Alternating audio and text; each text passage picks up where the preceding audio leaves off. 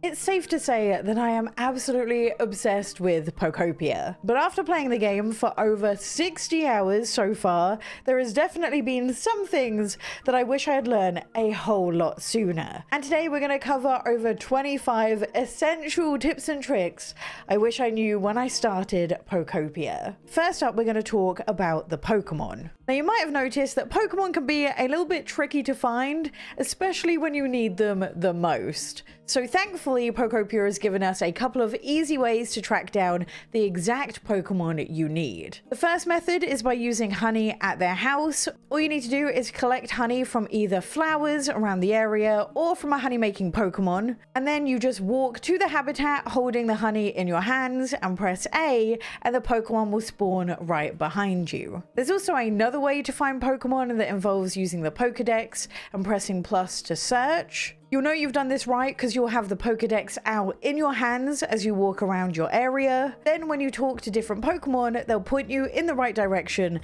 to find the Pokemon you're looking for. This also goes a little step further. If you walk up to a Pokemon who knows teleport or fly, they will actually take you directly to the Pokemon you're looking for as well. So this is really useful. I personally find though the honey method works the best, as sometimes when you ask a Pokemon where another Pokemon is, they'll just tell you that they don't know. Now, in order to get Pokemon, you're going to need to make habitats. And these habitats are going to be scattered across a large area, as you're going to have to start making some really specific ones to catch all the Pokemon.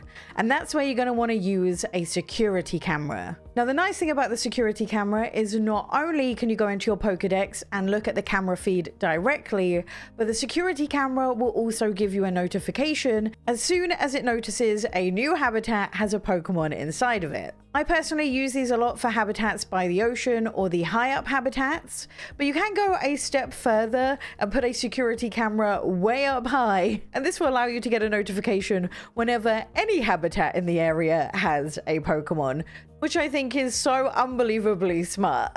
Now, one thing you're going to be trying to level up a lot is the environment level.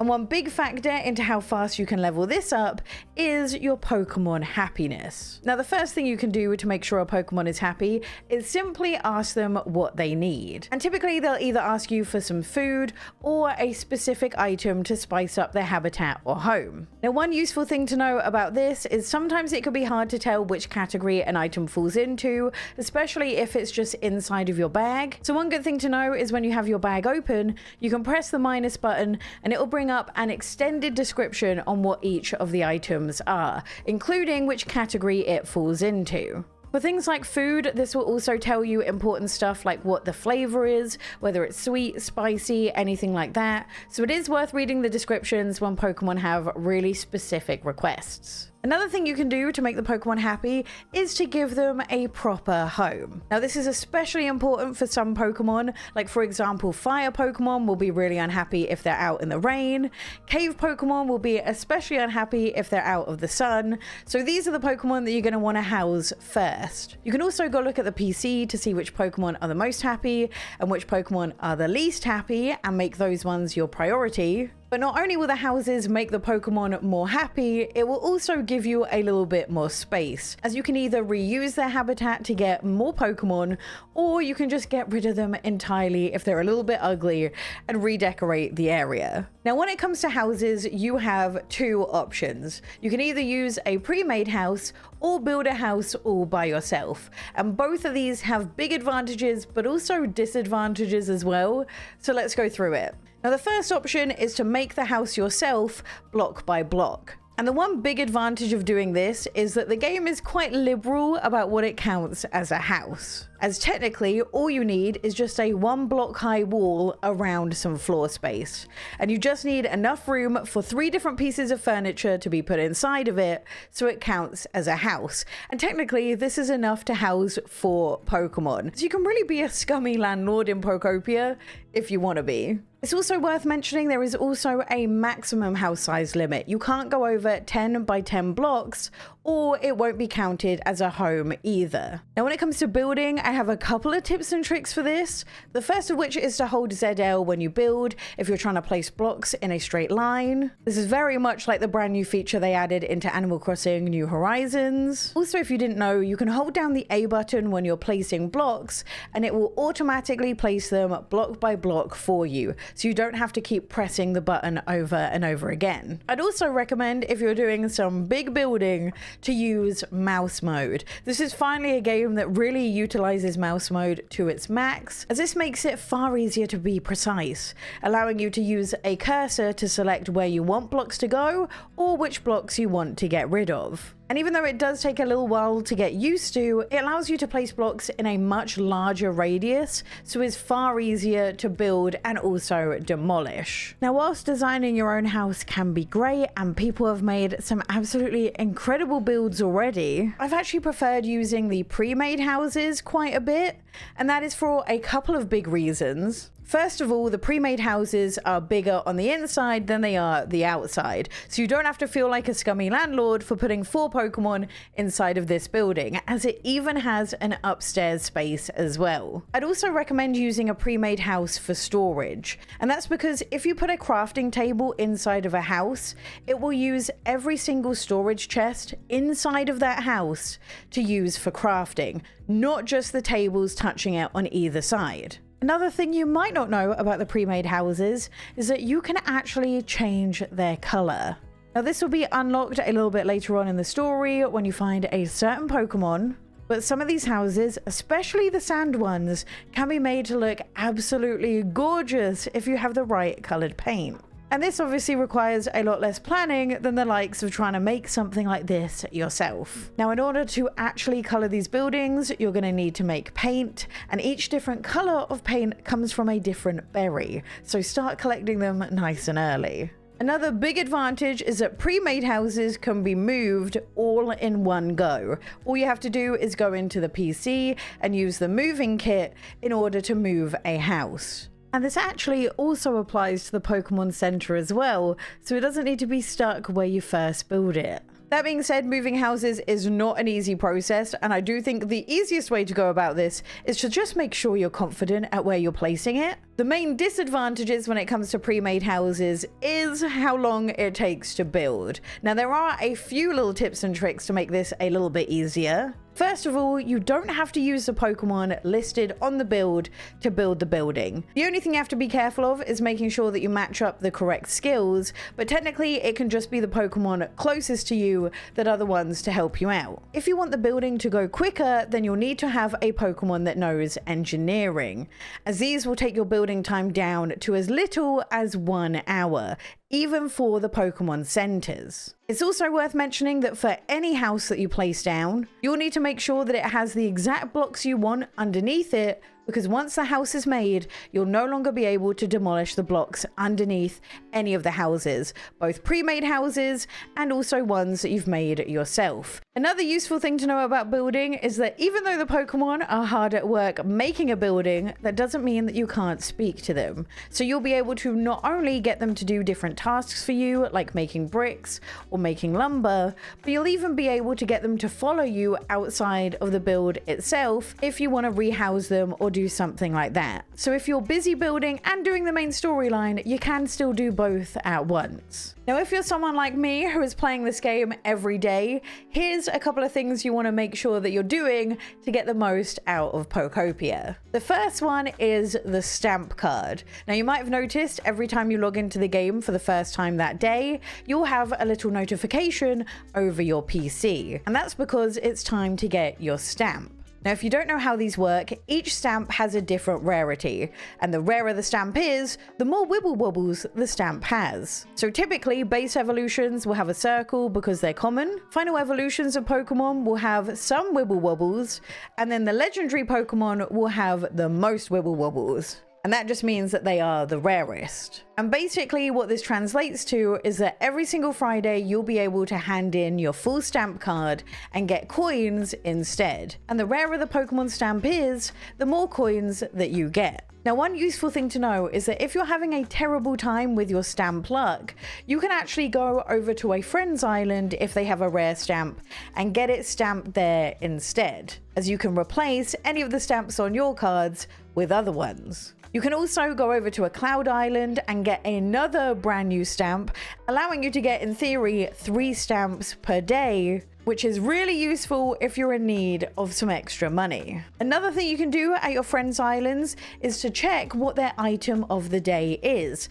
as you can purchase their item of the day on top of your item of the day as well. So if your friend has a really great item, like for example maybe the stained glass windows, get over there and get that DIY straight away. Another thing you'll want to do each and every day is to go visit Mosslax. And that is because he gives you a buff of your choice every single day. Because what food you feed Mosslax is incredibly important and will determine what kind of luck you get that day, with there being 6 different buffs you can get from Mosslax. So if you give him a generic flavor, this will help raise your comfort levels of your Pokemon faster. If you give him a bitter flavored food, you'll boost the chance of finding rare items. Dry food will give you a higher chance of getting Ho-Oh and Lugia feathers to drop. Sour food means that you'll have better quality items at the trade shops. Spicy food will give you a greater chance of having Pokemon appear in habitats. And sweet food will give you a higher chance of finding ancient artifacts in glowing spots. So this will be things like fossils, lost relics, and mysterious slates. And for the most part, I've just stuck with giving him really basic ingredients. So typically, I make going to Mosslax the first thing I do in my day. Another thing you're going to want to do each and every day is to go to a dream island. So these are the islands which you can access with any of the plushies in the game. Now, it is worth noting that some plushies, like Arcanine, will take you to a specific biome, but other plushies, like the Substitute Doll, will actually take you to just a random island that day. Now, at first, I thought that the Dream Islands were just really useful for getting resources. As for me, the things I seem to be lacking on in this game is stone and also clay. And if clay is what you're looking for, I definitely recommend going to places like the Pikachu Island, anything which has the seaside habitat, because that is where you're going to find the most clay. But it turns out that the Dream Islands aren't just for getting resources and actually have way more going on than just that. So you do want to make sure you're exploring each island head to toe. Now, I typically make sure I go to the top of every single mountain and building, and then inside each of the different caves that you'll find in the island. And that is because you're looking for a couple of really important things. The first thing you're looking for is Pokeballs. You want to try and see if you can get some rare items or even a recipe from these islands. You also stand the chance to find outfits as well, which is where I got my Nurse Joy outfit from. Or you can even find some very special Pokemon. Now, as far as I know, there should be 1 special Pokemon in each of the dream biomes, but they are incredibly rare. Now, there is one trick you can use just to make sure that you're not missing any special Pokemon on the island, and that is by using the Pokedex. So all you need to do is open it and press the Y button. This will take you into the filters page where you can select all Pokemon and in this area. And if you do this, you'll either see that it's just you and Drifloon, which means there's no other Pokemon on this island, or you'll see something else appear, which tells you that you might have missed something. So you'll need to go back and have a look. Now, in order to properly prepare for the Dream Islands, I always try to make sure that I am stacked with some food, preferably at least a couple of hamburger meals to help with your rock smash, but also some stairs as well, because if you do encounter the special Pokemon, you're going to have to get them out of the cave, and that can be a little bit difficult, so stairs are definitely going to be your friend. Just a reminder though, if you do end up going to the Dream Island and not having everything that you need, you can return to it within the same day. So it's not a big deal if you come a little bit unprepared. Dream Islands are also a fantastic place to stock up on Pokemetal.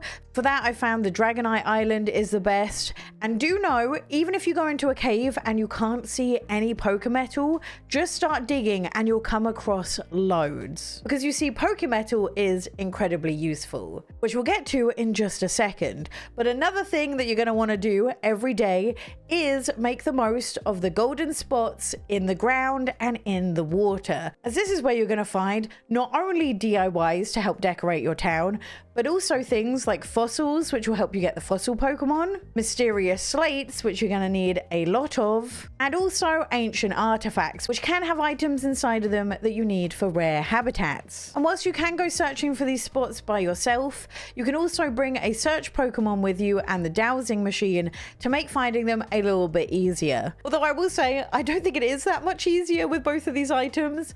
I've been trying it, and I think I much prefer just randomly running around and hoping I'll see one. Now, if you've put some time into this game, you'll realize that finding the exact DIYs that you're after can be really difficult, because for me it's been over 60 hours and I still have not got the DIY for the exact pathing that I want to find. And this is where the 3D printer and Pokemetal is going to come in handy. You see, the 3D printer has this really cool function. All you need to do is go out and open your camera, press Y to change it into the object mode, and take a picture of the item that you want. You can then run over to the 3D printer, select this photo, and print as many of that item as you need for Pokemetal. Now, the rarer the item, the more Pokemetal it's going to cost, so you're definitely going to want to stock up. And if you're trying to decorate in the early game, then I suggest going over to the developers island, eyeing up whatever you fancy there, and printing it out. This is how I got my hands on things like the street lamps and also the stained glass windows pretty early on. The developers island is also a great way to take pictures of and get each of the different types of berry tree. These berries are what you're going to need to make paint in order to not only paint things like houses, but also customize the color of nearly every single object in the game. So you might need a lot of them. That being said, if you are someone who knows they're going to decorate a lot, your best bet might be to just work through the story a little bit more and wait till you get not only better items, but also better ways to decorate. I don't want to spoil anything, but it does get better later on. Speaking of things that get better later on, first of all, do not water your entire island the first day you play Pokopia. Many of us did this, many of us regretted this. Learn from us, okay? Be better than us. There is a second version of this which happens way later on, and that is that you get to a point where you discover electricity. The only issue is it uses really ugly poles and wires to distribute it. So a lot of people decided to make these underground networks to install electricity in their towns, only to discover later on that you didn't actually need to do this. So just a warning, you don't need to make these fancy underground networks to get electricity. Just wait until you get a little bit further in the story, okay? I also have a few really useful decoration tips. The first one is actually how you use the walkway, because if you're like me, you might have been wondering how on earth you can make the walkway posts hit the ground. And it turns out it's actually really easy. You just pair the walkway posts with the wooden enclosure fence, which you can stack up one on top of the other. And not only can you use this to fix some of the stuff in the town, but you can also use this to make a really cute gazebo, which, by the way, you can place fully grown plants on top of the wooden panels if you didn't know. My next decorating tip is a simple one, but I do think it makes a big difference, and that is that you can get 2 different types of vine on your cliffs or on your rocks. So you probably already know the first type of vine is by using leafage on a wall or something, and it just gives you a straight line down. But if you go and cook a salad and level up your leafage, you'll be able to hold down ZR when you're doing the move, and instead you'll get a different pattern of vine. And I really think having this variety adds a little bit to some of your decorations.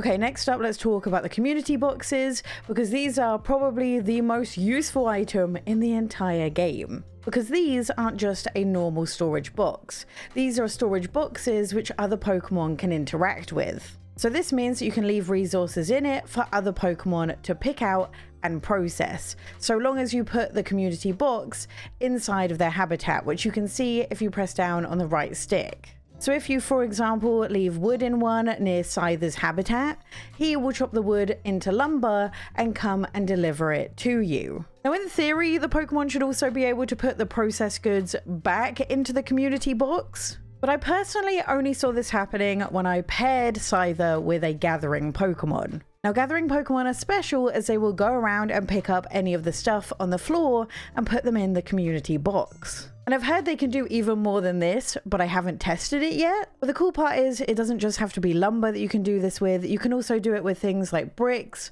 or that sort of thing. So it's a great way to farm building resources. Okay, next let's talk about the side quests, as actually some of these are more important than some of the main storyline quests. As there's actually quite a few side quests that are going to unlock new abilities and new features in the game, and can easily be missed if you're just focusing on the main storyline quests. So make sure that you are constantly checking the quest tab in the Pokédex to make sure that you haven't missed anything important. This is also a fantastic place to look if you either think you don't have much to do in the game, or if you're stuck on a quest. As often, if you click on the quest itself, it will give you some extra information about who you might need to speak to get the quest moving again. My final top tip is to think about storage super early on in the game, because I wish I did that, because now all I have is a mess. Storage is by far, I think, the thing I dislike the most about Pokopia,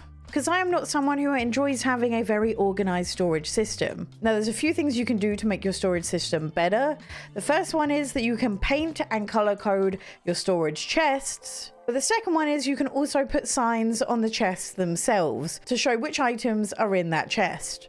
And the sooner you have a better storage method, the sooner you stop losing stuff repeatedly in your storage. I still very much need to sort mine out. I think my final big top tip in Pokopia is to just enjoy it and take your time. And if I've learned anything from Animal Crossing New Horizons, it is to enjoy the journey and not try to rush to the end. And that's why, over 60 hours into the game, I still haven't hit credits. By the way, if you have just bought a Nintendo Switch 2 for Pokopia and you're looking for ways to protect it, but also make it look a little bit pretty, click this video here.